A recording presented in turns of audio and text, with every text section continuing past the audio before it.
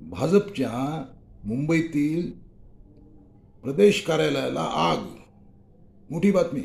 Nariman point येथे असलेल्या भाजपच्या या कार्यालयाला किचनमध्ये वेल्डिंग सुरू असल्याने शॉर्ट सर्किट आणि त्यातून आग. कार्यालयाच्या मागच्या बाजूस म्हणजे मुख्य कार्यालयाच्या मुख्य बाजूला आग नाही आहे, कार्यालयाच्या मागच्या बाजूस लागली होती आग आणि ती वेळीच अग्निशामक दलाने आणली नियंत्रणात. नाही तर झाला असता मोठा अनर्थ. आग सध्या आली आटोक्यात, नियंत्रणात. कोणीही जखमी नाही.